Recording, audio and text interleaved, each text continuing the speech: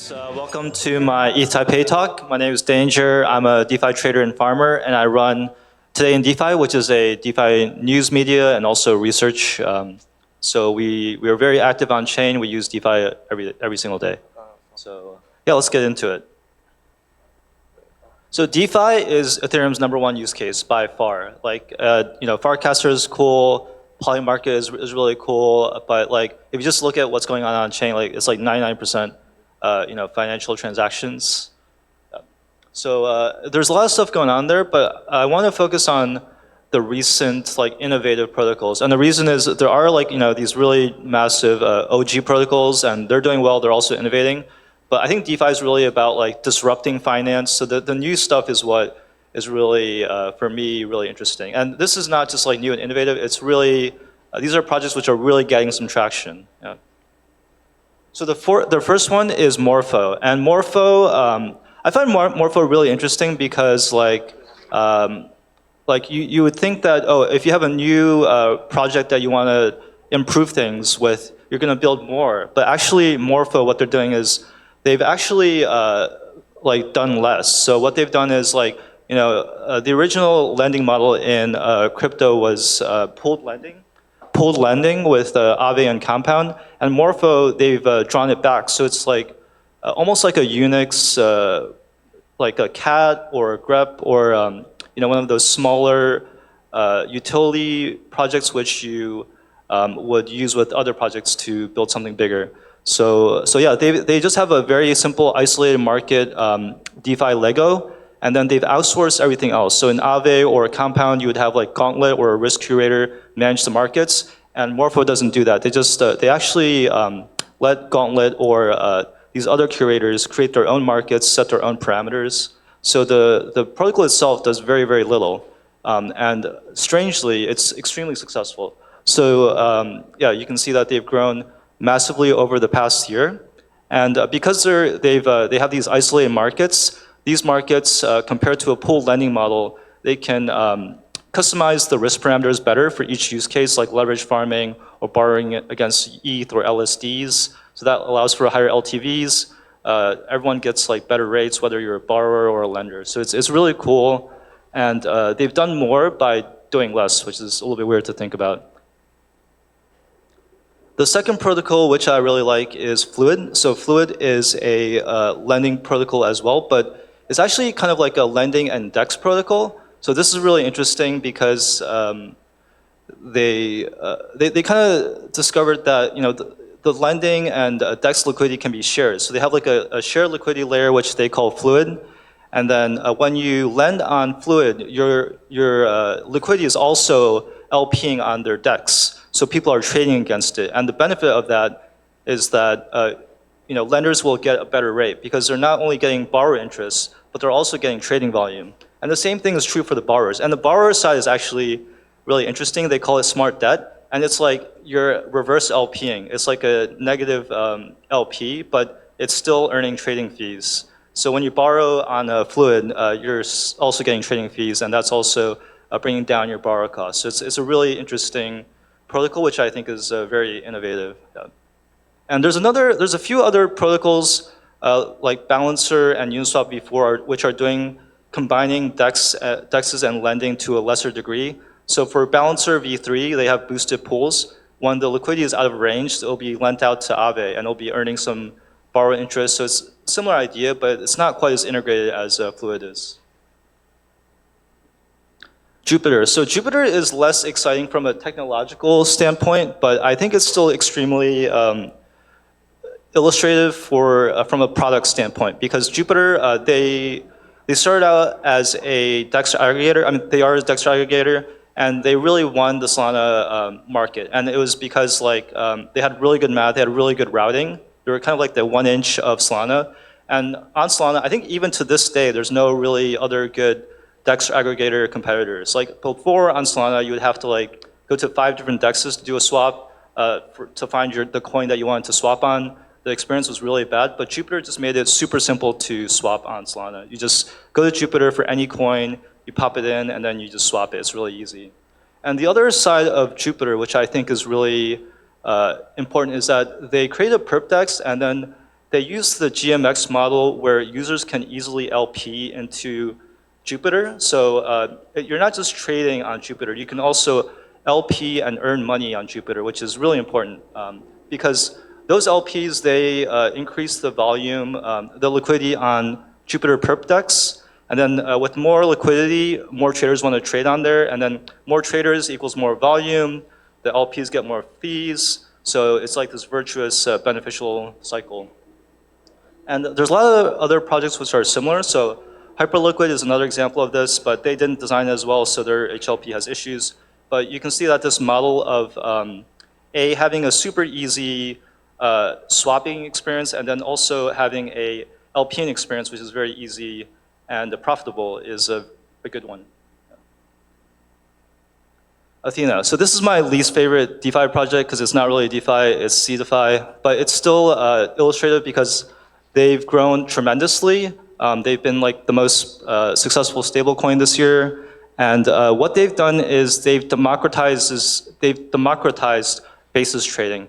Basis trading is like a hedge fund strategy where you buy a spot and then you short the perps, so you're delta neutral, and then you earn the funding rate. And that's been historically a really good trade, but it's also been very complicated. Like in theory, it seems very easy. In practice, it's actually very hard to do. But they've done it for their users, and it's amazing. Like it's just like where Jupiter has made swapping super easy on Solana. Like Athena has made basis trading super. You just buy the coin, you stake it, and you get some yield. So yeah, they've been super successful, and their standout has been. So other projects have tried to do this before, but they've failed. And their standout feature is great execution. So they've done it.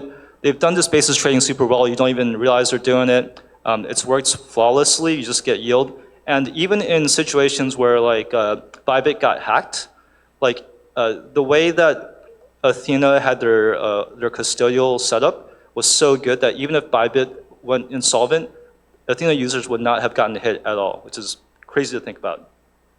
Yeah, but the downside is it's extremely centralized. Yeah, so what are the key points of DeFi product market fit? And I think there's maybe 2 or 3 major points. The first is that kind of like this restaurant example where you have people in the front of the house, like just eating the diners, and you have the back of the house. And whether you're eating at like a street stall or a Michelin restaurant, like the user experience for the diners is the same. It should be really, really easy. You just sit down, you look at the menu, order some food. But in the background, like whether it's like a really Uniswap V1 or like Morpho or Jupiter or whatever, like there could be a lot of really complicated stuff going on in the background, but the user should never see that. Yeah, so you should basically assume your users are like 50 IQ, which is an exaggeration, obviously. But the point is that, like, if you're a developer, like, you obviously are building the backend, and you're like exposed to all this complicated stuff. So you may think like your level of competence is like super high, but then you have to assume that your users are extremely dumb. Like, think of the dumbest user, half their IQ. That's probably how dumb you think your user should be, because then you'll build the user interface, which will be really accessible, which is what we need in DeFi. So they just want convenience. The other side of this is that obviously there has to be chefs in the kitchen creating this yield, creating this like nice swapping experience, or this like nice borrowing experience. So those are in Morpho, those are the curators. In Jupiter, that's the routing engine and also the JLP. In Fluid, it's actually the protocol in the Fluid's case. But yeah, so you have this segmentation, and the back end, it can be partly the protocol. Oftentimes, I think the best protocols are the ones where you've also incentivized professional pro retail, kind of like smarter retail users to LP in your protocol, provide liquidity, and market make. Cool.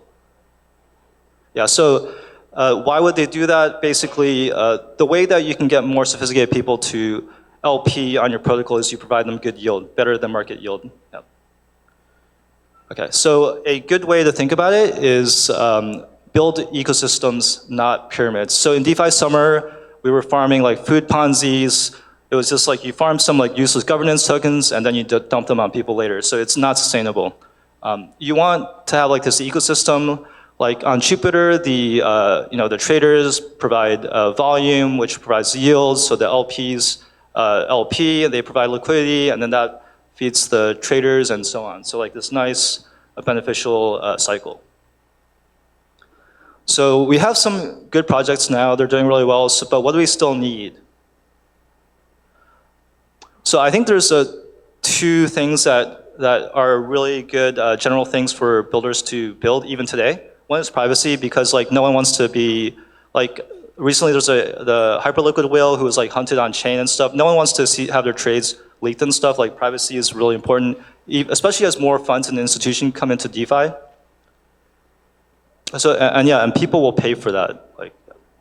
And the other thing is decentralization. And decentralization is not just a meme. It's not just a moral thing. Like disintermediation pays. So before, only hedge funds could do. I think there's two parts of this. One is democratization, so making finance and complicated things easy. Like Athena has made basis trading easy. And the other part of this is making things decentralized. So like, for instance, Morpho has in a way made risk management and curation, like they've decentralized it more away from the DAO or the protocol itself to other curators. And that has provide creative value, and Morpho has like $1 billion market cap or something. So all these things are things that we need and also are profitable to build. Yeah, so that's it. My name is Danger. Today in DeFi is a DeFi news media. We do research. And yeah, so yeah, any questions?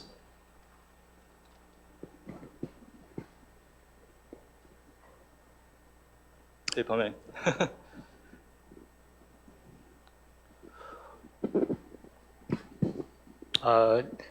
Speaking of Ethena, I just want to learn more about what's the idea of the mitigation of risk for the centralized exchanges. You mentioned Bybit hack, right? How is that possible for Ethena to mitigate that risk when it's doing the basis trade? Yeah, so that's super cool. And I think this is also a point where like it could be good to build a DeFi project around it, but they used a custodian called Copper. So Copper held all their money, and they limited, so all their money was with Copper, not with Bybit for their exposure. And then Copper, my understanding is that they would settle the P&L with Athena. So they wouldn't deposit all the money on a Bybit and then trade with it. They would just do the account settlement of the trades, and then they would deal with the unrealized P&L. So it was a really cool system, which I think actually DeFi projects could probably also do. So someone should make a project around this. Does it make the centralized risk on the Copper side? Yeah, I'm actually really impressed. They're either taking on huge risk or they have extremely good risk management. I don't know what the details of how they do it beyond what I said is, but like, yeah, they seem to, I guess they have a really close relationship with the exchange. They have a really good custodial setup, and then they just are able to have a contract where they only settle the P&L. So, yep. Got it. How's the transparency on that front at the moment? You mean for? In the transparency regarding the funds on Copper side and on each exchange's side. I mean, is there do Ethena offer any kind of transparency? Oh yeah, that's a really good question. Athena has really good on-chain transparency for the custodian aspect. I think a little bit less. They talk about it in their documents, but I don't think they have like transparent dashboards for that. No. Yeah. Got it. Thank you.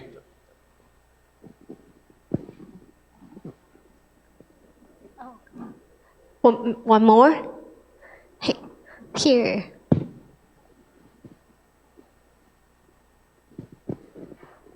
I'm just interested, why is Ethena not doing the hedging part on-chain? Is it because the volume on-chain is not enough for them to do the volume that they want to?